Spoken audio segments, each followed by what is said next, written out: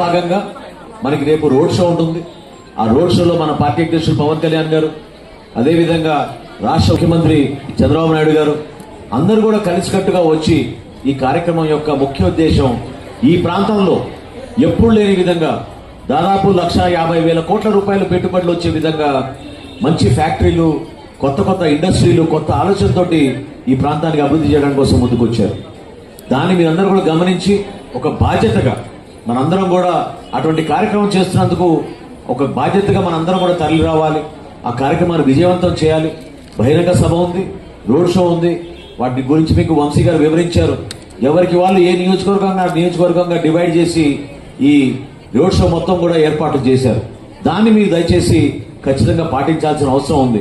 జనసేన పార్టీలో వీర మహిళలు ఏ విధంగా ఒక ప్రధానమైన పాత్ర పోషిస్తారో మీ అందరికీ తెలుసు.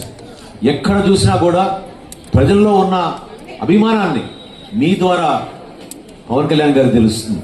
పవన్ కళ్యాణ్ గారు చెప్పే ప్రతి మాట మీ ద్వారా ప్రజలకి చేరాలి. మీరే వారధులుగా పార్టీకి నిలబడి ప్రతి సందర్భంలో కూడా మీరు మీ కుటుంబాన్ని ముందుకు తీసుకొస్తూ ఉన్నారు.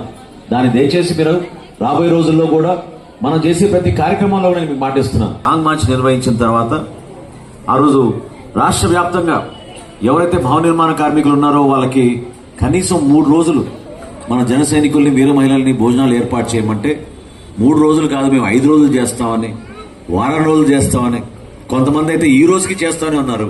నిజంగా కోవిడ్ వచ్చినప్పుడు ఎవరు నిలబడ్డారండి? ఆ రోజున రాజకీయ పార్టీలు ఎవరైనా ఉన్నారండి?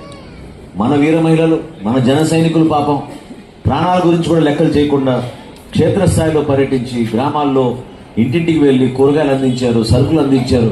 కొంతమందికి ఆర్థికంగా డబ్బులు ఇచ్చి నిలబడ్డారు. అటువంటి కార్యక్రమం చేశాం మనం. గుంతలు పూడ్చిన రోడ్ల విషయంలో ఆ రోజు గుడ్ మార్నింగ్ సీఎం సార్ అని జగన్మోహన్ రెడ్డి గారు నిద్రపోయారు కాబట్టి 5 సంవత్సరాలు మనం పిలిపించి గుడ్ మార్నింగ్ సీఎం సార్ అని చెప్పి మనం గుంతలు పూడ్చని రోడ్ల దగ్గరికి వెళ్ళి ఏ విధంగా మనం ఆ కార్యక్రమాన్ని హైలైట్ చేసామని చూశారు. వీటన్నిటికన్నా పెద్ద పోరాటం మీరు చేసింది ఏంటంటే సోషల్ మీడియా